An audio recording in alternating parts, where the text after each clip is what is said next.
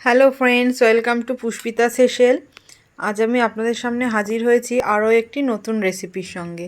আজ আমি আপনাদের সঙ্গে শেয়ার করব চিংড়ি মাছের একটি রেসিপি, চিংড়ি মাছের তেল ঝাল। এটা আপনারা খুবই সহজে মাত্র 5 থেকে 7 মিনিটে বাড়িতে বানিয়ে ফেলতে পারেন। এর জন্য আমার প্রথমেই লাগছে চিংড়ি মাছ। এখানে আমি 250 গ্রাম চিংড়ি মাছ নিয়ে এটাকে ভালো করে খোসা ছাড়িয়ে নিয়েছি, নিয়ে ভালো করে ধুয়ে নিলাম। নিয়ে এবারে আমি এর মধ্যে দিয়ে দেব পরিমাণ মতো নুন আর হলুদ, দিয়ে আমি হাতের সাহায্যে এটাকে ভালো করে মাখিয়ে নেব। নিয়ে আমি এটাকে 10 মিনিট রেখে দেব।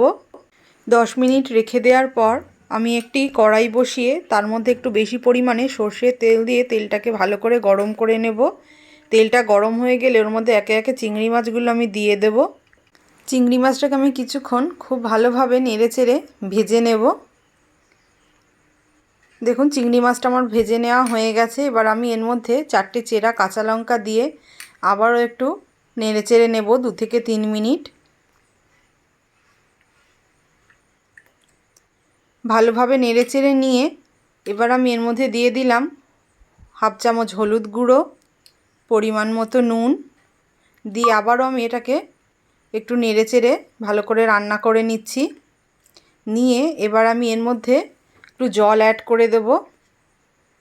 দিয়ে আবার এটাকে ভালো করে আমি নাড়িয়ে চাড়িয়ে দিচ্ছি।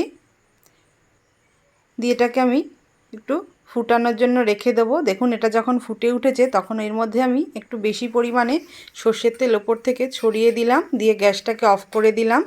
দিলেই তৈরি হয়ে গেল আমার চিংড়ির তেল ঝাল। এবার এটা আপনারা গরম ভাতের সাথে পরিবেশন করুন, খেতে খুবই ভালো লাগবে। রেসিপিটি কেমন লাগলো অবশ্যই কমেন্ট করে জানাবেন। যদি ভালো লেগে থাকে লাইক ও শেয়ার করতে ভুলবেন না।